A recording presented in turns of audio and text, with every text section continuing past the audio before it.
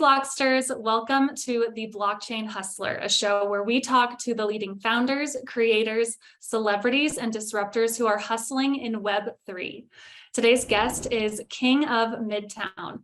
King is the founder and CEO of the Crypt Gallery, which brings NFTs and the digital marketplace to an IRL and mainstream location, with the aim of educating and providing mass exposure to the NFT community as a whole. Specifically targeting the hospitality industry, the Crypt Gallery has two permanent and bi-coastal locations at Dream Hollywood and Dream Downtown NYC. King is a well-known leader, curator, advisor, community builder, and innovator in the Web3 space, and has partnered with huge names like Ice Cube, Liam Payne, and Zed for large-scale curations and gallery takeovers at the Crypt Gallery. King, thank you so much for joining us on the Blockchain Hustler today. Thanks for having me. Great intro, by the way. Thank you. Oh my gosh, of course. Well, you're doing so many incredible things. I definitely want to dive into it all. First thing I want to ask you about is just you have an NFT membership kind of inspired by your personal journey throughout the Web3 space, which is really cool. Can you tell me about just your background, how you entered Web3, and how you've grown into the collector that you are today? Yeah. So my background is actually not art or tech or most of the powerful parts of this whole space. I'm a builder, GC here in New York City. I've done some hospitality builds and obviously just hanging out in those kind of establishments. I always remember, seeing art all over. Those were kind of the museums I came up with. So fast forwarding, outside the crypto investment part of this, I was doing some research on some blockchain stuff and discovered NFTs. Actually, I didn't even know it was an NFT at the time. It was artwork that I really liked. I then discovered, obviously, this was an NFT. And just like everything else, you got to invest a couple of dollars to learn more, which is what I did. So I liked the art. I bought the art. I started to immediately connect with the creator behind there. I was finding a lot of these things fascinating and not your typical average connection process here with human beings. So, and seeing that, this was obviously during COVID, a huge part of this. And I was concerned about the pullback post-COVID once we all start going back to somewhat normal activity. And I wanted to implement this in a real life experience because I said, if this was fun enough for me to sit and just glue myself to a screen constantly all day and then just get the excitement from Twitter or from the interaction from the, whether it came from the artists or other collectors or just supportive community members, I just found all that stuff beautiful.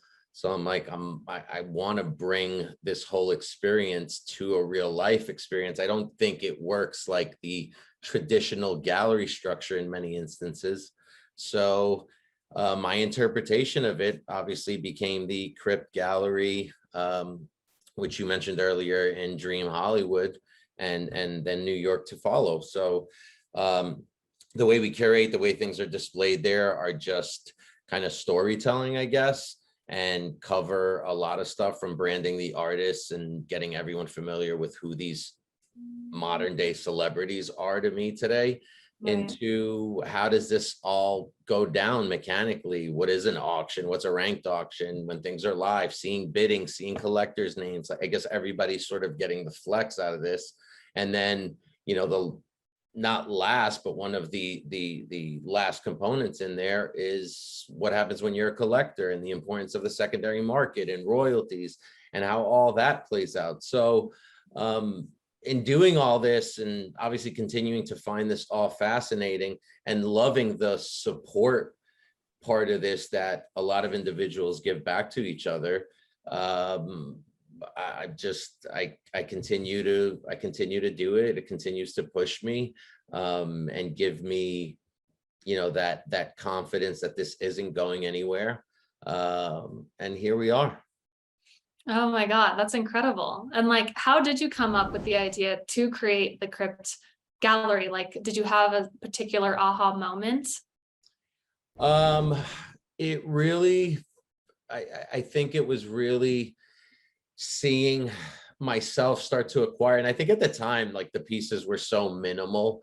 It might have even been about like 20 pieces. Seeing how connecting deeper with creators and seeing how cool they were. And I'm like, all right, well, how does one showcase this, I guess, from an earlier stage as this collection starts to build? And how do we represent it, like I said, in the physical form? So it was at a really early stage.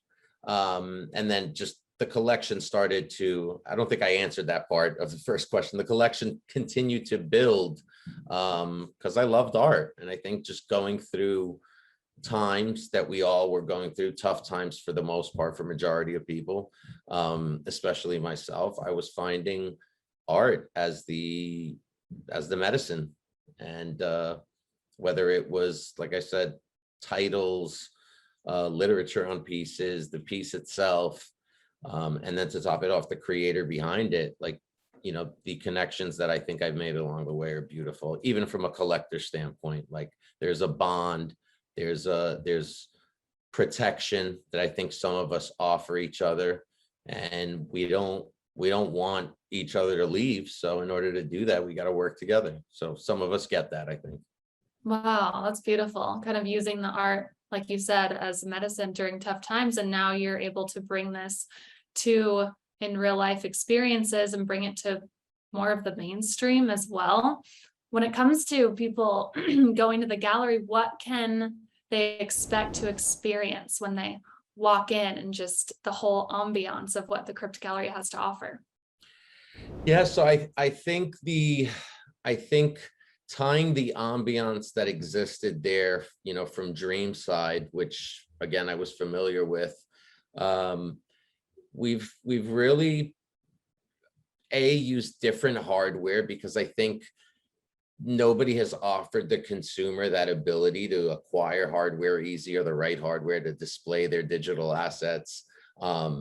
Whether it's software issues or hardware itself, it's been difficult. So we have at least four different types of hardware that we use. You have your projector. So if obviously it's later in the evening, you have a huge projector in Hollywood overtaking the whole fireplace that has a curated selection of pieces that differentiate it, that obviously depending on the time.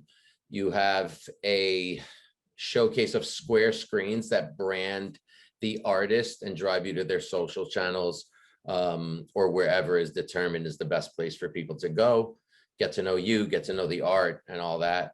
And then you have our live drop wall, which either displays bidding, timers, clocks, all the above, the same way you'd see it on a digital marketplace when it's happening, and bringing that experience out of that showcase. We continue to showcase our memberships, literature up there, educating people on marketplaces, how to acquire safely, and trying not to make it too boring, because too much literature is not good. And then you have not necessarily showing the bragging of a whale collector or somebody that has acquired a big collection, but it's more a history here. And the more that I think people know who these collectors are behind their socials, and that they're actual real individuals that they can count out on, that are here to stay, that are not manipulating the system, that are doing this with all the right intentions, I think that gives a sense of comfort to new users. And even from an investment standpoint, I mean, if you're coming into the space, you want to listen to the one that has spent their money here, that has taken risk, and for what reasons and why. So emphasizing them, their collections, and showcasing that, again, allows the opportunity to give a history of some of the pieces, most memorable pieces that have been collected in the space over the course of at least the last couple of years, and who they are, and also gives them a platform, I think, for a potential buyer in the future, if they're looking to sell, like, what's one to do with all these digital assets now, as the space, as we've moved forward in the space now, and we're a few years in, some of us. So now what? You have to actively list those pieces, hope that they're seen, rely on your social media. And if you don't have that following, which not many do, your chances of it being seen are slimmer. So here's an opportunity to get, the art out there and potentially bring on a new buyer. Right. There's so many benefits to this. Like for the artists, they get incredible exposure. For the collectors, they get to discover new art. They get to connect with artists in the space, and to do so in real life. Like we've been saying, it's really special, especially when a lot of people are kind of hidden behind avatars and we're not sure, like, who is this person? It's really cool that you've created this experience. And I love that the galleries are located in like the Dream Hotel in LA and New York. Why was it important for you to specifically target the hospitality industry when creating the Crypt Gallery? Yeah, besides obviously, knowing the investment in art that hospitality always made. I mean, the approach wasn't to look to cut overhead from the hospitality side, although, we've given them the opportunity to do that. It was more, I didn't see the white box gallery implementation being as massive or having as massive as an impact. And, negotiating these partnerships and now having a larger, global footprint with, different properties, whether it's Dream or outside of Dream, and the coverage that we have on property. I mean, when you look at New York now, we have over 70 screens. You don't really have the ability to have that type of real estate and showcase this way. And most importantly, like, I wanted Crypt, and I still do, and I think it will be that, to become the hub for artists, for creators, for collectors, whether you're in LA, you're in New York, or we're in Miami, or wherever we end up. Like, that should be the place you go meet with your friends. You might see me walking by, you might see yourself walking by, you might see one of the biggest creators walking by. Like, that's again how I always vision this moving forward. I always thought that maybe, OpenSea or one of the large platforms would create some sort of a home. So now if I'm visiting New York, I should be going to the OpenSea of Times Square, for example, and I don't know which Web3 celebrity I might run into.